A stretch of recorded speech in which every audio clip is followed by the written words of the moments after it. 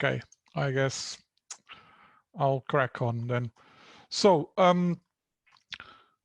the topic I'm talking about today is national digital currencies and how and DLTs, yeah, and how can they help prevent a depression and recession. So one of the things, I'm just giving you back a context as well, some of the things we can do as well. Tax evasion is a big problem in any country, yeah? We all know that. But with some of the things you can do with DLT and digital currencies, you can actually curb these right down to almost zero, yeah? So yeah, they will be able to collect every single cent from tax, and I will follow you through it in a little bit, yeah? So one of the things that you can also control is inflation. Inflation tends to be a problem when you're trying to balance any economy. Yeah?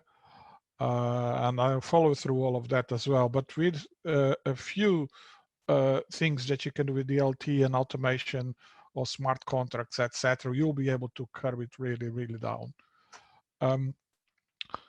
So yes, they will be able to control inflation better. My apologies. Some of the slides that I'm preparing for a real live conference. So it's my first time doing an online conference. So I'm going to follow you through these. Yeah, So I think some of you might be aware of what ledgers are, and especially DLTs.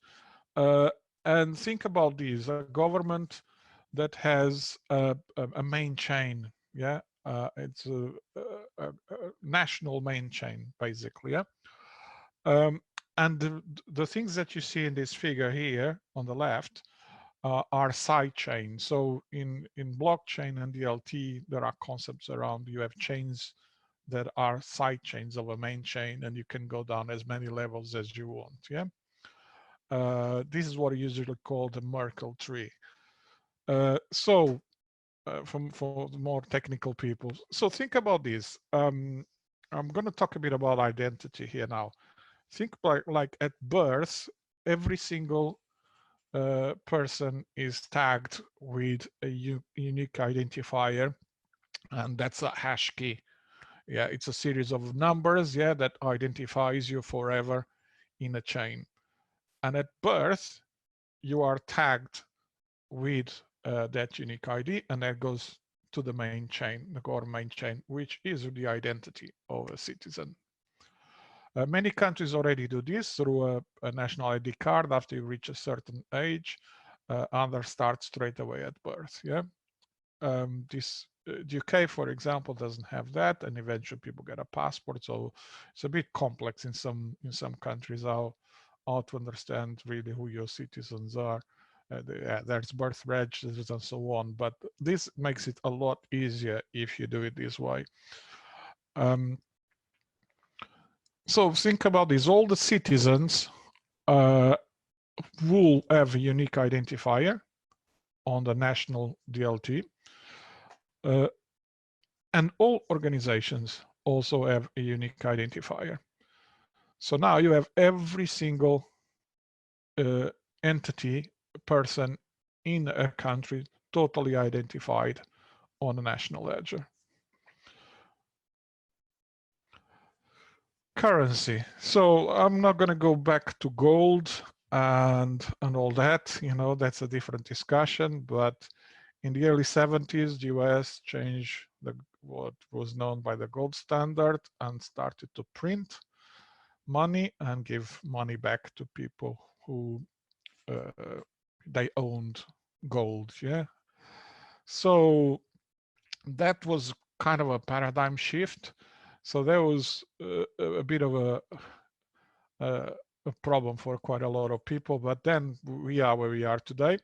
Then currency evolves, you know, and then you start to carry just not notes or coins. Yeah, you start to carry then credit cards, and then from credit cards it has evolved as well. Yeah, and then it came Bitcoin. So money's kind of evolving into a digitalization anyway, you know, has been for quite some time, but now with Bitcoin, it took to a different level. But when you're talking about crypto, credits and debit cards, they already have something there. There is cryptography, which is really that chip that it's really unhackable. If you try to hack it, it's the way it works. It's just you cannot hack. You know, you can do other things around it, but you know you can't just hack that specific chip. So that's cryptography there. So the concept around crypto and currency and cards, it's not new. You know, there is of course an evolution when you call it a cryptocurrency, but that gives quite a big level of security on a card, but all comes with other problems as well. But think about these and the information that has there. That is a unique identifier as well. Yeah. And then, you know, we start kind of use NFC on phones and other things like watches, etc., to make payments. And it's an evolution again. Yeah. From NFC, we start to create wallets in cryptocurrency as well. So you'll be able to have a wallet and you will be able to pay it as well, yeah, in certain terminals with your crypto. So there's kind of an overlap there as well. So let me talk about certain countries. And by the way, I've been talking around this theme for quite some time, you know, 2-3 years. China is, and Russia and some other countries in Middle East have been looking a lot at digital currency and trying to remove paper money. So it's a fact, it's happening in China. Anyone who's traveled to China understands that they have been trying to control further how they monitor people. So it started then with WeChat and QR codes, and 87% of people pay through their phone. There's a wallet, you know, and you pay through QR codes. And in fact, the last time I was in China at the Starbucks, I was trying to pay for a coffee with cash, and the young lady that was at the cashier didn't know how to give the money back, you know, so the change. So it comes with other things that are quite funny as well. So cash is being paper cash. Yeah, I'm talking about paper. It's being removed anyway. Yeah. So we and you know, it creates problems for other economies. For example, if Germany couldn't do that easily, the reason is because about 85% of the German economy is a cash economy, believe it or not. Yeah, it's paper cash economy. So people don't use their credit cards. It's quite unbelievable, but that's a fact. Yeah. Elena, do you mind to mute, please? I think you unmuted. Yeah, there's some background noise, Elena. Do you mind to unmute, please? Thank you. So, welcome to the national digital currencies now. You know, China, Russia, and a few others understood there is a new world. Again, this has been digitized in China by WeChat, yeah, but they saw another opportunity here to create and move away from the traditional currency and go create more a cryptocurrency. Yeah, it's the principle is the same, but the people calling them national digital currencies. Yeah, so that's, remember that main chain. You are the you have all the cities and organizations identified on that national chain. Now you have a digital currency, which is a side chain to that chain, main chain. Yeah, and you can, and this will happen. Yeah, any other digital currency, being Bitcoin, RMB, digital RMB, whatever you want to call it, yeah, they will all come as a side chain of part of that main chain. Why? Because countries will want to track, yeah, not just the supply of that digital currency, but who, because you already identified, yeah, who is using it. They already can, but it's a bit cumbersome for them in China because they have to go through WeChat and there's all sorts of things. And there's quite a bit of the economy that they can't track, which is paper, right? And it's about 13, 14% as well. So this gives another level of control. Now, think about this. You are identifying on that chain, and once you move to that digital currency and everybody has to use that national digital currency, all your earnings, including your salary, will be paid by your employee in that national digital currency, which will have the unique identifier as well. So they will know how much money you are earning, and that's all near real time. Okay.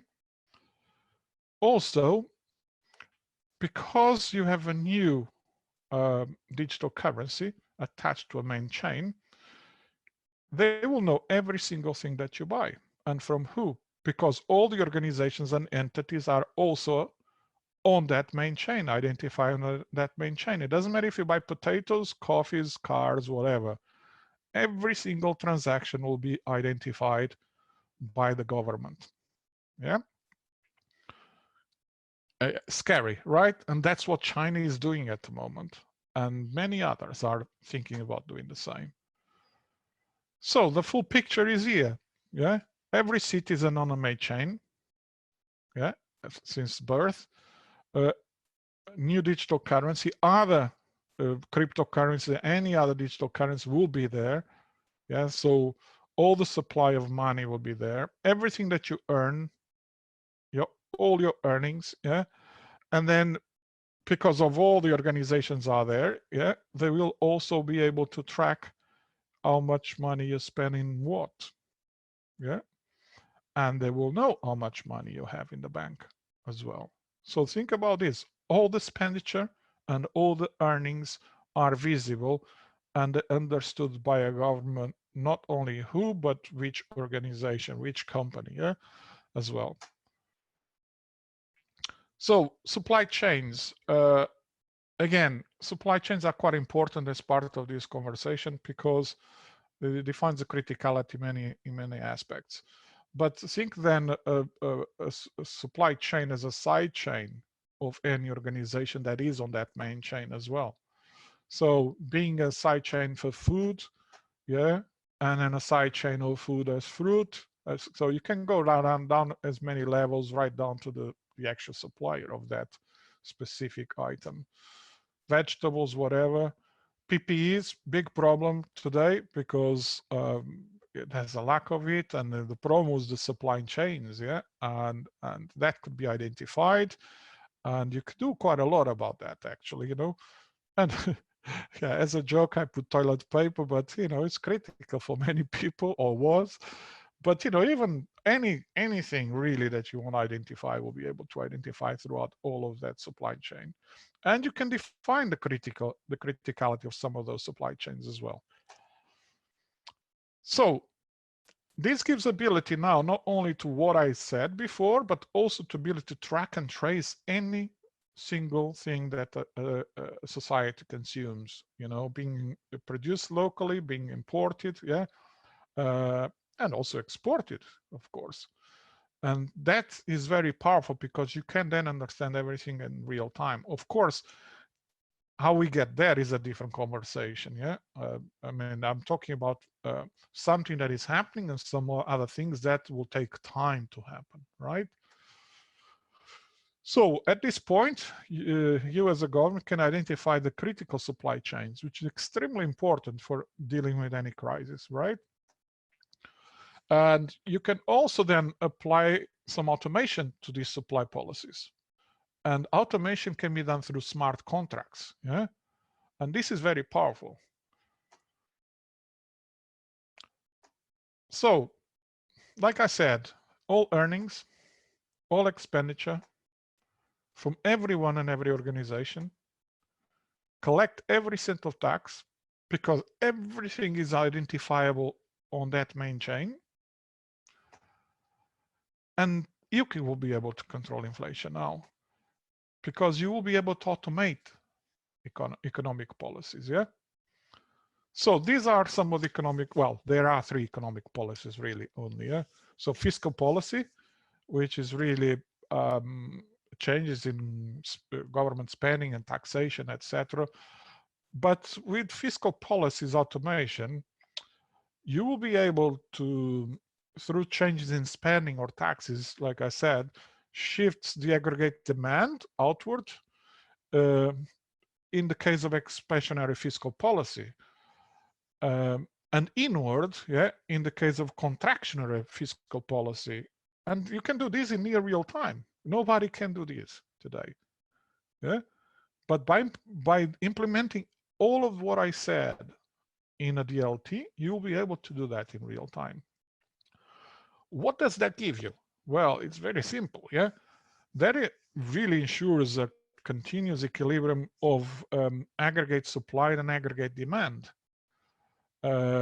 because that's what is essential to balance an economy. Yeah, without that equilibrium, you end up having severe problems in inflation and the downwards very fast, etc., etc. But also, it will enable to have a positive GDP with only a small inflationary increase in the price level. Yeah, and this is extremely important, because if you automate some of these policies through smart contracts, then you are in full control in real time, and you don't have to do anything. You just watch it.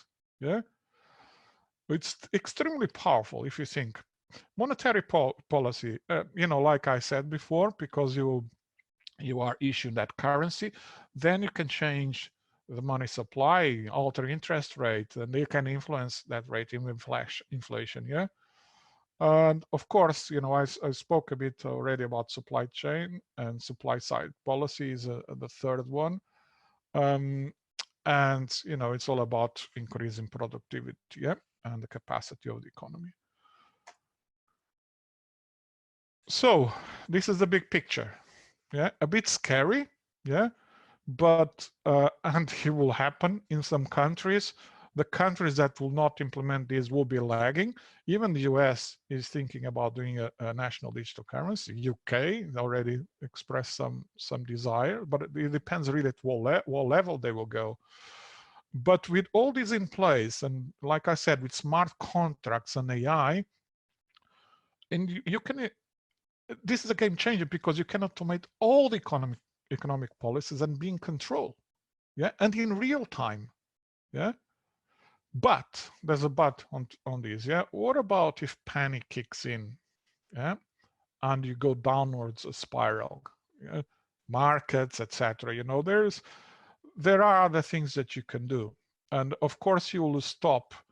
You will have to stop some of those things that are automated, because it can actually go in the wrong direction straight away, injecting too much money, etc., etc. I mean, it could actually create an imbalance as soon as panic kicks in. So how do you control then when you are in this big picture? Well, aggregate supply and aggregate demand can be balanced by doing exactly what I said. Yeah, that's the first thing. I mean, there's no doubt about this, because you are in full control of the economy, so you can actually deal with what is needed in real time. Yeah, but you have to freeze the entire economy. You have to stop markets immediately, and that was the mistake that many did. It comes with a cost, obviously, but not if you do the following things as well. Yeah.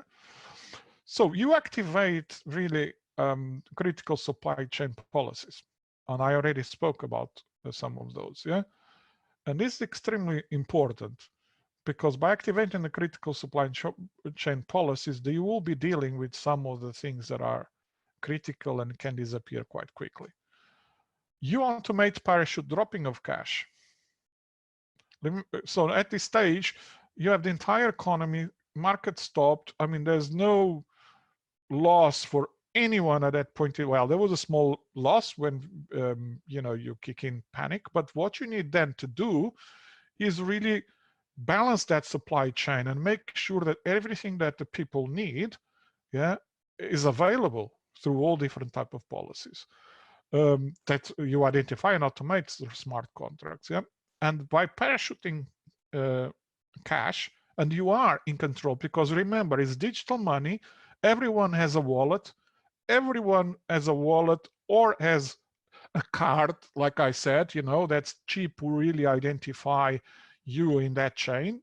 So whatever custody you have for whatever digital currency you get, it doesn't matter if it's a bank. Banks will be probably evolving in this scenario. It'll become less important. But this, somewhere in its custody, you will be able to get custody if you want in your own wallet, yeah? Or not, and you let that to the government, and you use to the banks, and you use a bank wallet, whatever you want to do. But it will be either through your wallet or through some sort of a card, that will be given to you. So you'll be able very quickly as a government to parachute money and even automate that, because still how much each person in that economy is spending and in what, and identify what are those supplies and the critical supplies. And you can then start to enable some of those automation of policies while you are in recession as well. Yeah. So all of this gives you a different control. There's one thing you don't have control. Yeah. Before I go to next slides, one of the things that you're not in control is external factors. Yeah. Other countries. And this you can only deal what we have internally. So to be able to deal with this properly, governments cannot get it, and organizations, and have to be led by the government, cannot get into having one country supplying you a lot of stuff, like China. You cannot do that. You have to identify all of those critical supply chains and have alternatives. And you have to have the ability to switch between them very quickly, because remember the pandemic, I'm talking a pandemic scenario here. In a pandemic, it doesn't hit all the world at the same time. Yeah, it goes slowly throughout the world. So you'll be able then to shift things and shift the supply chain. Of course, there's so many things that you can talk about here. Prices will increase. There's lack of this, lack of that. But again, if you are automating a lot of these things and you have clearly everything identified, and it is possible because all the players are in that main chain. Yeah, every single one. Suppliers, e-commerce, whatever. Yeah. So this gives you complete control of an economy, but not the external factors. And with external factors, the only thing that you can be in control is really that supply chain. Yeah, and enable some of that supply chain at home very quickly, through policies as well. You can actually control a bit better a recession and come out of it quite strong. Yeah. So welcome to the new digital world. You are in control if you want in your phone for anything you want to do. But, with everything comes, with all of this control and enable this comes one thing that you will lose, which is your privacy, But again, if you're not afraid to live in a government, a democratic government, the problem is when you are in governments that are totalitarian governments, you will be even harder for people living in those countries. Yeah, and that's what's going to happen in countries like China. Yeah. So what can you do to be prepared for this? I'm just going to follow you very quick, and this is what we've been thinking. By the way, I didn't introduce myself. I'm the CTO and co-founder of Naoris, which is a cybersecurity company. Yeah? We understood the future was going to move into this at some point 3-4 years ago.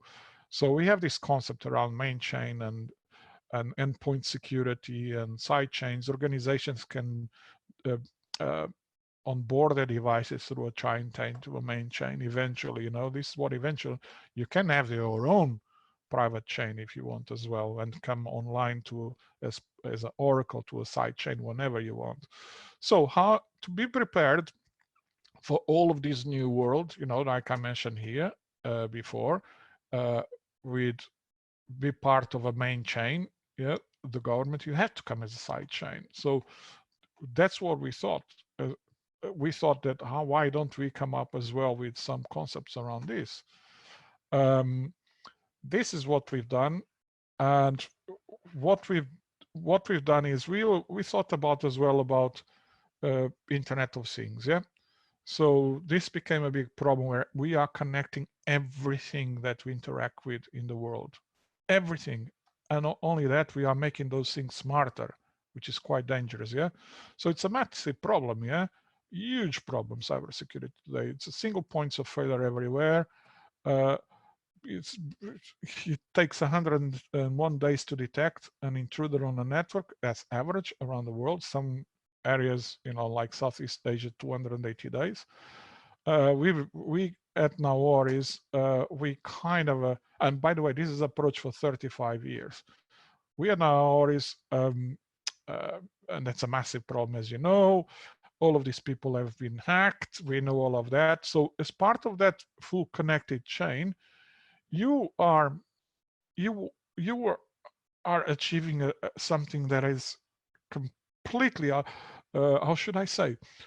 It's quite dangerous if you don't have proper security in place. Yeah, that's what I want to get. So what we come up is exactly with a distributed and decentralized cybersecurity platform. Yeah, where be able for an attacker to compromise a device, yeah, they need to compromise every single device that is on the network at the same millisecond just to get into your device, which is virtually impossible today. Yeah.